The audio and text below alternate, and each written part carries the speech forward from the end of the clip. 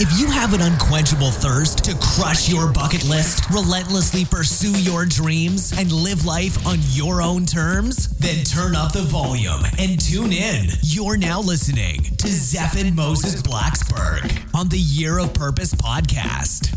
Zeph and Blacksburg here, back again with another episode of the Year of Purpose podcast, and today I'm joined by Peter Danish. And Peter is an award-winning, best-selling author.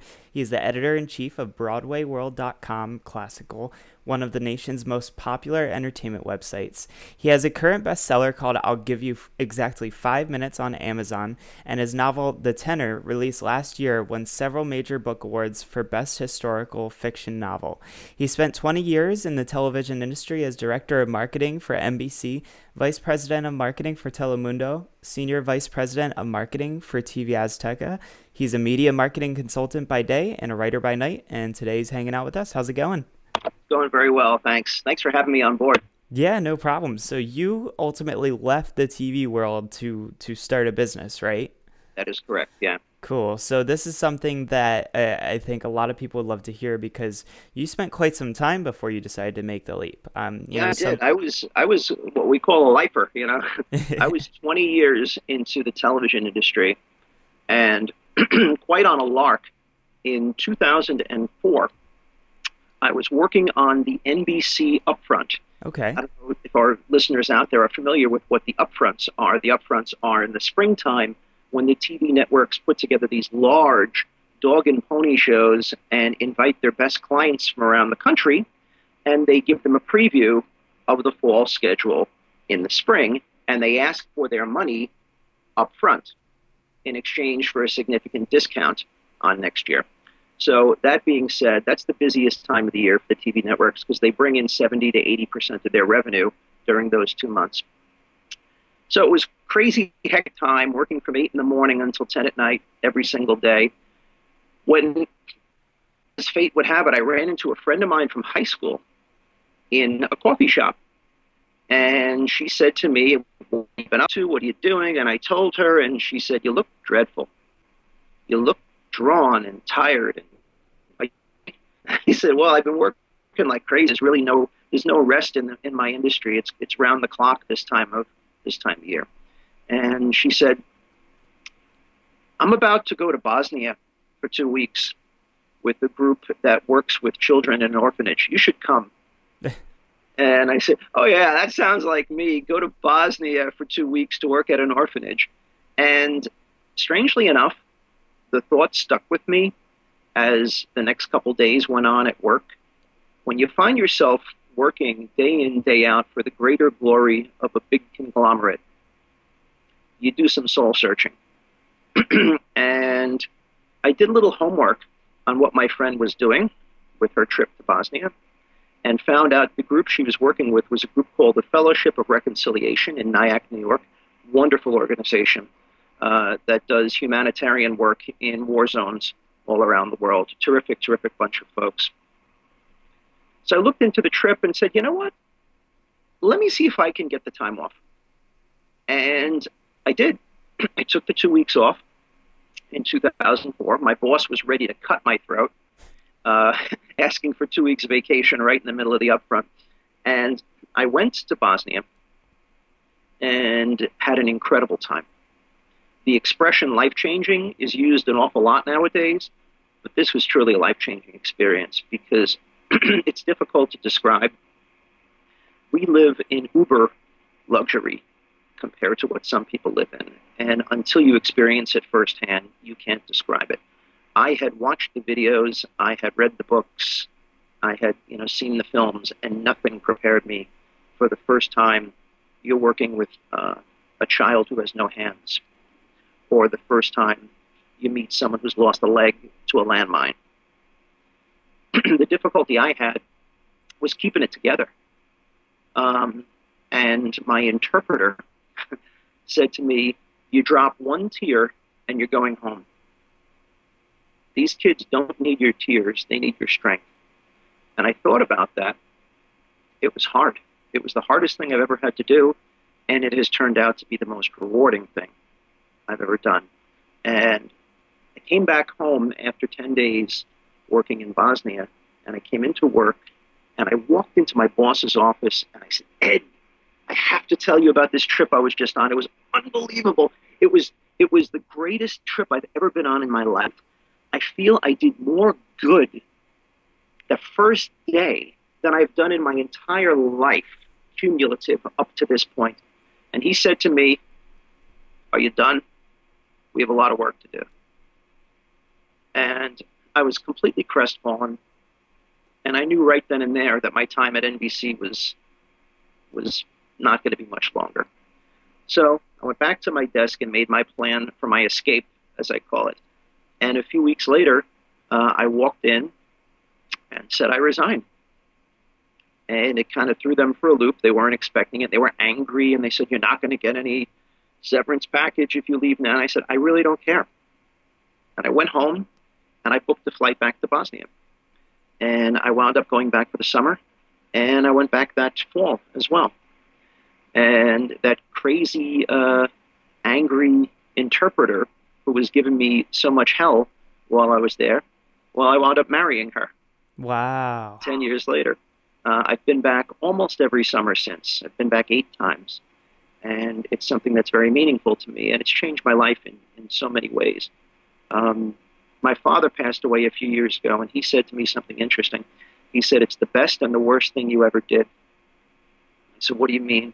He says, because I can tell how much you love it, but I also can tell how meaningless 9-to-5 work seems now that you've done something important. And it was really hard to come back to just working for the greater glory of General Electric or the greater glory of NBC after you've worked with children, underprivileged children. It's really difficult balance to find. Everybody has to pay their bills, but the enrichment that I got from that was like nothing I've ever gotten before. It was really, really special. Yeah, I can certainly imagine. And I'm wondering, what was it about your friend coming up to you and saying, like, here's where I'm going and here's what I'm doing, that encouraged you to look at it more? Because I know that I've been put into circumstances before where people are like, oh, let's go do this. And, right away that voice in the back of my head pops in and says, oh, you're never going to do that. Like, why would you do that? That's stupid. And well, full disclosure, Bosnia is part of the former Yugoslavia. Before the war over there, it all used to be one country, and that's my ethnicity. That's my ancestral homeland from a little city called Dubrovnik, the most beautiful city on earth. It's where they filmed Game of Thrones. If you ever watch Game of Thrones, that's all filmed in my hometown of Dubrovnik.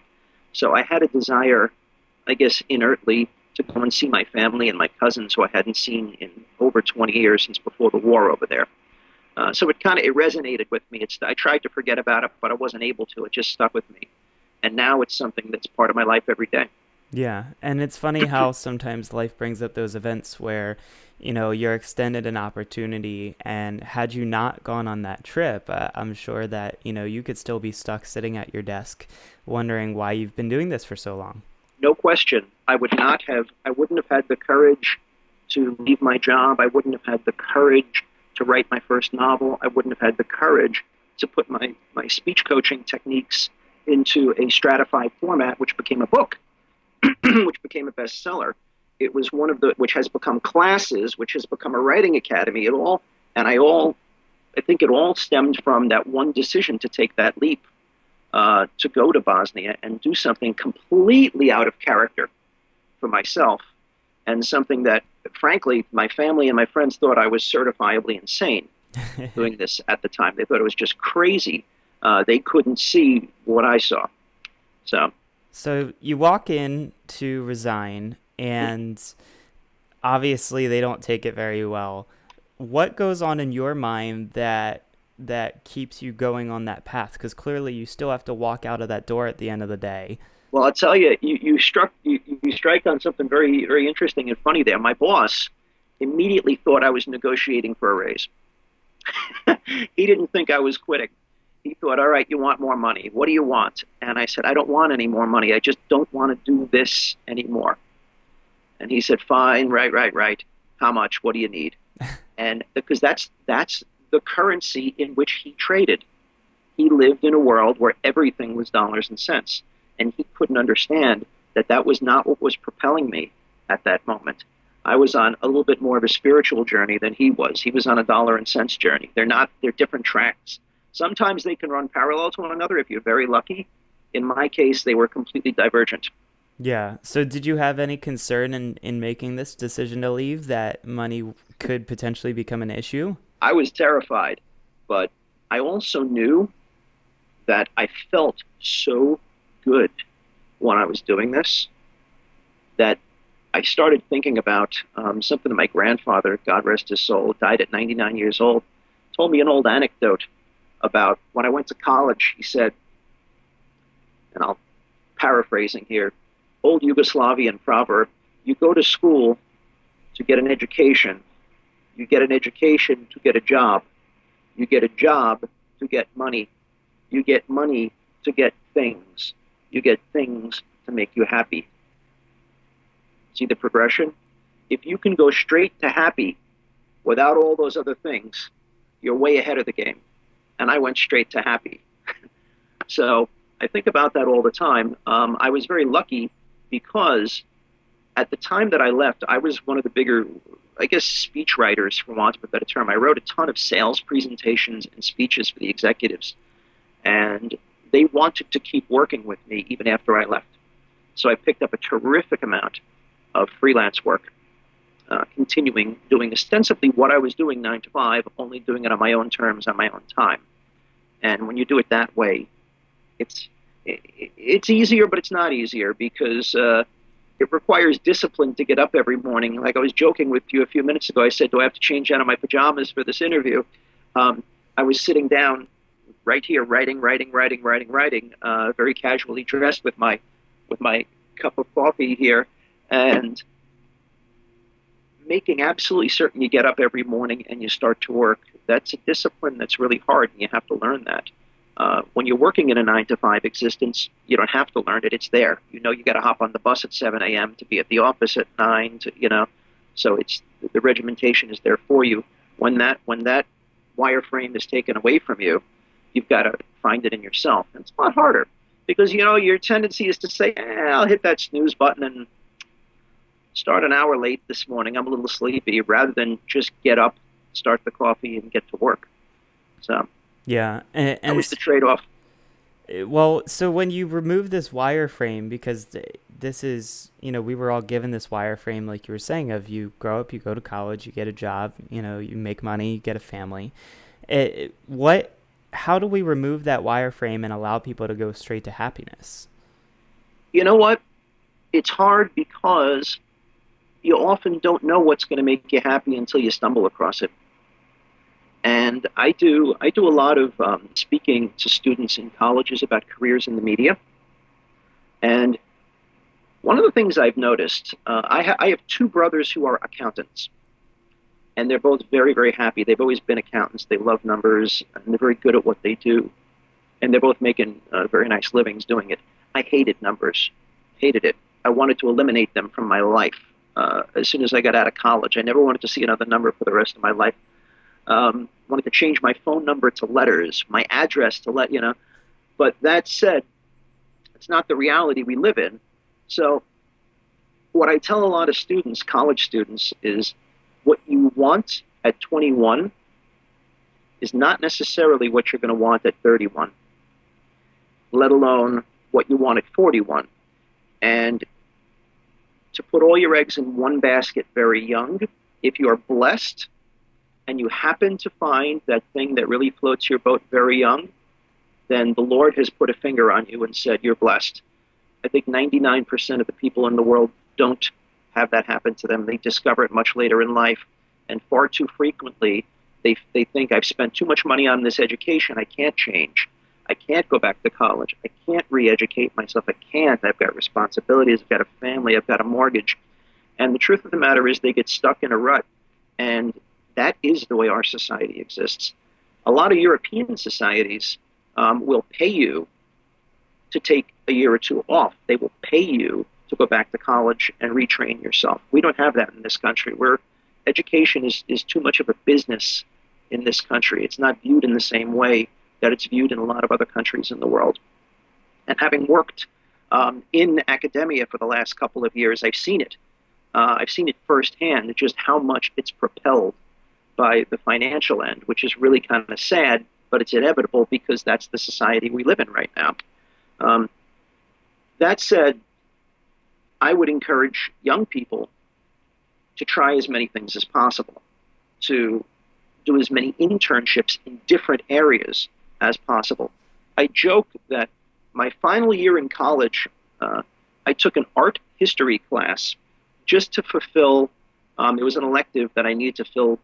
I forgot what it was I had to fill. And it was the best class I ever took in my life, by far.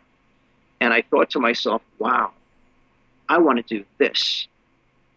But wait a minute, I'm at the end of my 4 years. I'm not going to go back and start over just because one class happened to pique my fancy.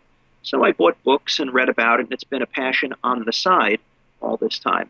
I always knew I wanted to write. And I've written since I was very, very young. But I never had the confidence to do it for a living. And I don't know whether that's psychological makeup or what. Doing it for other people was always easier because it was kind of behind a mask. Writing ad copy, writing magazine copy, writing sales videos, writing speeches for other people, I was never in the spotlight. I was never the one on stage with the lights. It was always someone else. I was just feeding them. I was the Cyrano giving them their words. It wasn't until I had a mentor, God rest his soul. His name was Steve Levin. Wonderful, wonderful guy. He was the head of sales at Telemundo, the Spanish television network, where I worked for about 12 years before NBC bought them, and I got transitioned into NBC. Steve was the most natural speaker I've ever seen. He's one of those blessed fellas that just loves to go on stage. He walks out, and it's like he's with his family, and never breaks a sweat, never forgets his place, never stutters, nothing, just wonderful speaker. One day I was sitting with him in a restaurant, and he had to give an after-dinner chat for like 5 or 6 people, some clients. And he was a nervous wreck. And he said to me, I hate doing these little talks. I just hate them. I always forget my place. I forget where I am. I forget. And I said, but you're the most natural speaker I've ever seen in my life. You can't possibly. And he said, little secret, Peter. He goes, I'd rather speak to 500 people than 5. He said, it's a performance when I'm out there in front of 500 people. When I'm sitting face to face with someone, I'm looking them in the eye. He says, whenever I look somebody in the eye, I tend to lose my place and forget what comes next. He said, if you could figure out a way to help me with that, you'd really make my life easier. And I'll tell you the truth, that was where my system, the Orson system, was born. Because I came up with a way for him to organize his material in such a fashion that he didn't need index cards, he didn't need notes. And right before he passed away, he said, you should write a book. And I didn't take it too seriously. But since then, I've worked for 24 CEOs whom I write speeches for and do speech coaching for. And virtually every one of them said the same thing. You should really write a book. Well, I said, I don't think I really have a system because my technique, if you want to call it that, is not a technique at all. I approach every single speaker differently. I don't have my technique. My technique, if you want to call it that, is that I seek out their strengths and I amplify them. I pour gasoline on their fire. One of the things I never ever do is criticize in any way, shape, or form. Even constructive criticism is still criticism. And on a tacit level, any criticism is judgment. And I never want someone whom I'm coaching, who I'm teaching, to feel I'm judging them.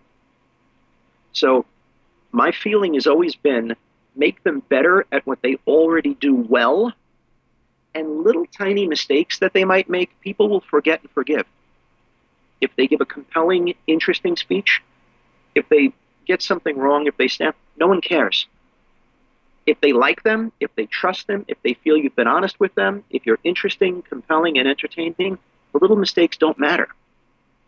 Worrying about perfection will cause you so many more difficulties in a presentation than worrying about being honest.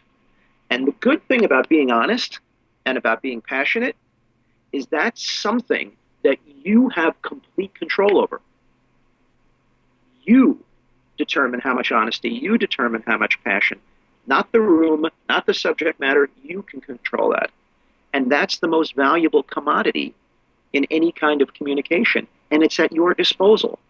And once people start to think that way and realize that they're the captain of the ship and they control the most important facet of this communion, this communication, they feel more confident.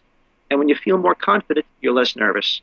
And when you're less nervous, you present better. It's a pretty simple philosophy. Yeah. And, you know, I watched one of your videos, which I really enjoyed, talking about facing your fears. And there's something really terrific at the core of that. And I thought about irrational fears. I have an absolute terror of heights. And I have a friend who teaches trapeze arts. And this week she's trying to convince me that I should really come on over, climb up on the trapeze. And I'm wondering, I'm either going to get over this fear or I'm going to have a heart attack and die. And what you wind up doing, I spoke to many, many psychologists about this, is you develop what they call avoidance behavior. You avoid situations that you think are going to make you feel uncomfortable. And that kind of spirals out of control. You avoid this, you avoid that, you avoid this. You worry about worrying. I love this episode so far, and I want to take a brief moment to talk about improving yourself each day. I know you are a huge fan of living life on your own terms, but if there's one thing I've learned in my journey, we need to constantly grow and look to others who have been in our shoes, which is why I've partnered up with Audible to give you one free download of your choice from over 180,000 books. Start your free 30-day trial by visiting yearofpurpose.com/audible. Now back to the show. Yeah, I mean, I've been there trying to fall asleep. Is you're trying to fall asleep, you can't fall asleep, so you worry about falling asleep, and then you worry about the fact that you're worrying that you can't fall asleep. Yeah, that's exactly the case.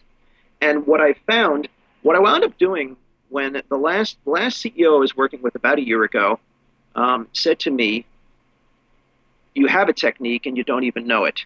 You just need to sit down and spend some time. So I went up to the attic, took out a bunch of cardboard boxes and pulled out about 100 various speeches and presentations, which I had written over the years. And I invested the time to diagram them and go through them and see what commonalities I could find from one to the next. But because the way I work is to focus on each individual's particular skill sets and talents, I didn't find obvious commonalities. What I did find were there were certain areas that every speech tended to cover. Broad areas, not specific areas, but broad stroke areas. And I created columns, and I went speech to speech and saw that each one had this, each one had that, each one had this. It was different in each speech and in each presentation.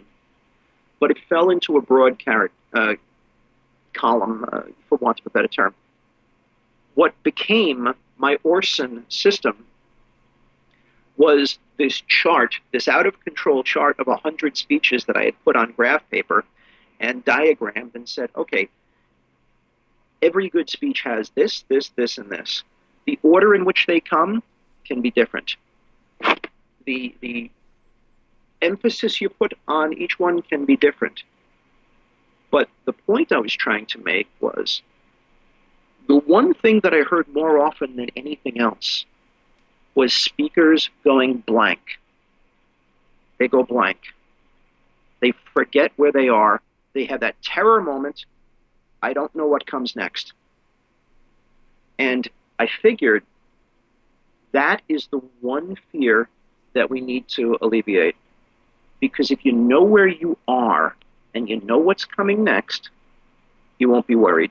Because you're the expert. You know the material. And I thought about something you said. It's very similar to something you said in your videotape presentation, where you said you like to give people 5 points on a whiteboard next to the camera. Makes absolute sense. It's virtually the same idea, because once you've gotten the cue, if you're the expert, you can talk ad nauseum about that point once you got that cue. Yeah. So what I tried to do was create, once again, I go back to the expression wireframe, just the cues. If I know I'm talking about the research now, I know next up is the solution. If I'm talking about the solution now, I know next up is the opportunity. If I'm talking about the opportunity, I know next up is next steps. And it's such a simple, uber simple system that I've used it with every single presenter I've ever worked with since. And you know what? It works magically. Half of them don't even have to use cards anymore. They just remember the word Orson. And those 5 points fall into those broad stroke categories. And it's worked magically. It's amazing. And if you get a chance to take a look at my book, I'm humbled by some of the testimonials I've gotten from people saying how it's changed their lives as professional speakers, not to have to go up there with a speech, not to have to use a teleprompter, not to have cards, to just know that one word cues them in their thing. Yeah. It's been remarkable, and it's strange because there's a great actor named Bill Irwin. He was Mr. Noodle on Sesame Street. He's won a whole bunch of Broadway Tony Awards and stuff. Great guy. He's my neighbor. Lives right down the block. And he joked with me once. He said, "There's good BS and there's bad BS." And I love that expression. He says, "We all know what the bad BS is." I said, "What's the good BS, Bill?" He said, "Brevity and simplicity." And I thought that's the name of a chapter in the book. Good BS and bad BS. And brevity and simplicity is what it's all about. Nice.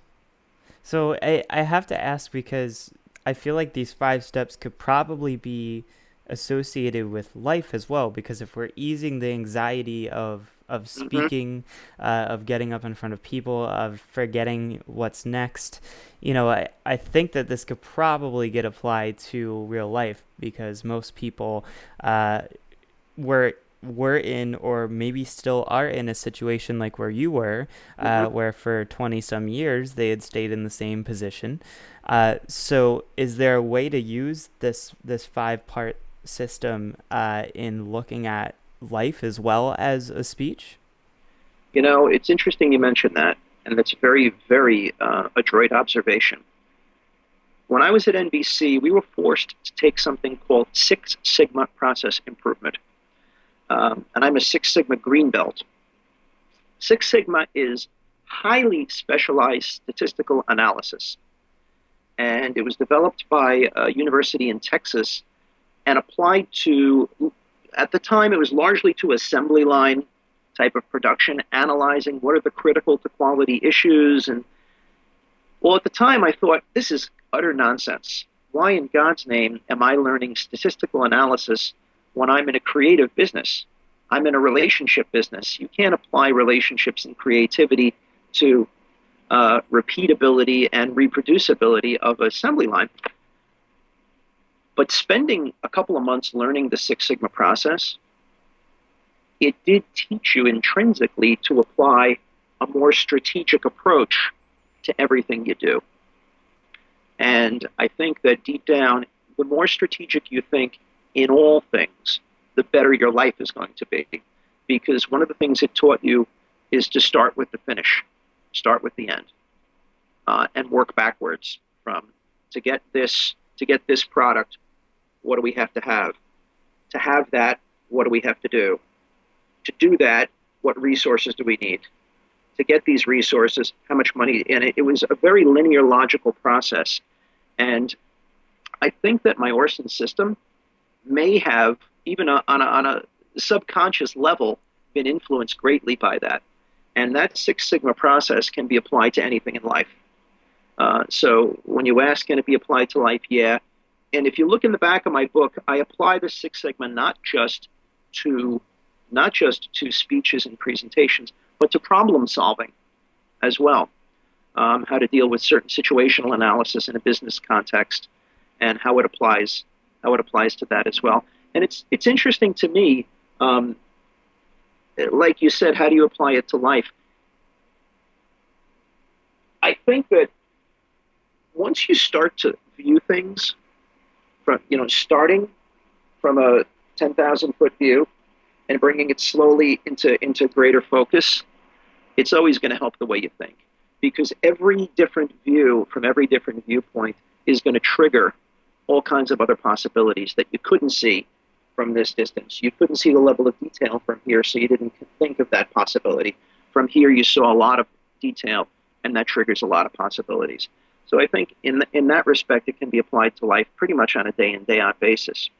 Very cool. Well, this has been a great conversation so far. I'd love to round things up just a little bit here. Is there any one lesson that you could give out to everyone listening in today, that whether it came from, your trip and in helping others and in serving others to figure out, where you were supposed to go in life, or maybe just in your experiences from speaking or from, writing speeches for other people, what would you say is the one thing that, anyone could apply right now to make a difference in their life?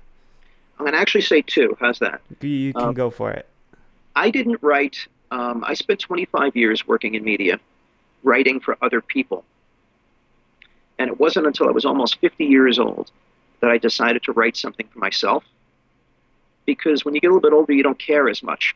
You're not as worried about what are people going to think, what are people going to say, stuff like that.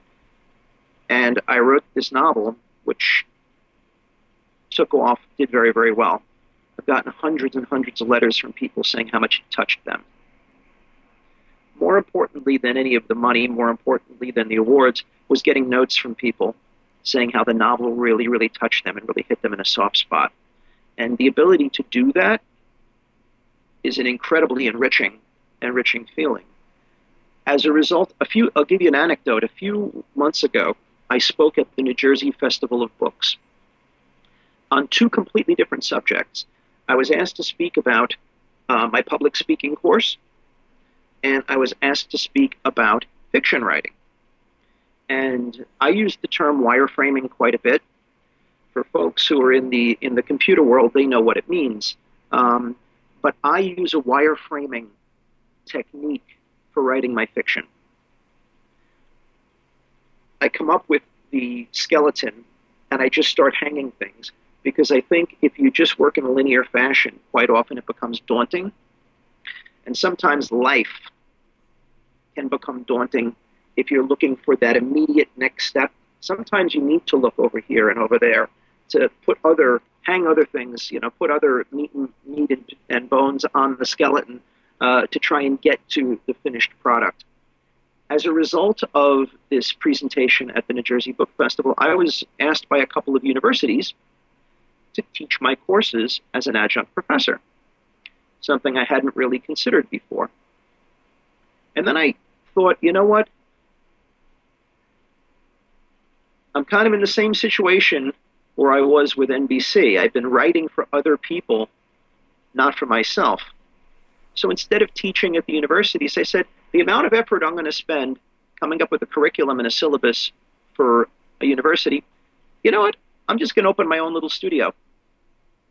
And that's what I did. I started my own little Danish writing academy right here in Nyack, New York, where I live. And I'm taking students one-on-one. And in the fall, I'm going to be teaching to small classes. And I can say very proudly, my first two students, my first two protégés, both received publishing deals. So the application of that really worked out. And I would never have thought 5 years ago, 10 years ago, that I would enjoy teaching as much as I do, imparting knowledge, imparting information, because it's very human, it's very enriching. And you probably have heard me use the word enrichment 20 times during the course of this interview. And that's something that is very personal, and it's different from person to person. But at the end of the day, it's what makes your life worth living. Yeah, absolutely. And I think that, everyone listening in is going to find this interview quite enriching.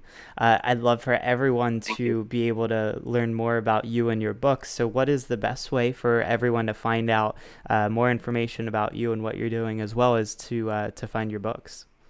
My two books, And I have a third one coming out in October called Medjugorje, which is about the town in Bosnia where little children are seeing visions of the Virgin Mary right now. It's a mystery.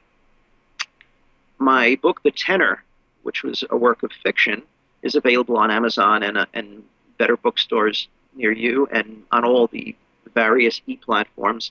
My business book, I'll give you exactly 5 minutes, is also available in all of those areas. But you can get more information on both by going to danishmediagroup.com, and you can find out more about my writing courses at danishwritingacademy.com. Pretty Very simple. cool. Sounds good. Well, Peter... Or you can look me up and give me a call. I reply to everybody personally. Perfect. Well, Peter, thanks so much for being here with me today, and it's been a great discussion, and I look forward to staying in touch with you. Sounds great. Thank you so much. Thanks for listening to this episode of the Year of Purpose podcast. We hope you enjoyed it. Don't forget to leave us a rating and review if you loved this episode. Now, are you ready to live life on your own terms? Head on over to www.yearofpurpose.com right now for the tools, resources, and the roadmap to living a life rescripted. And tune in next week for another episode of the Year of Purpose.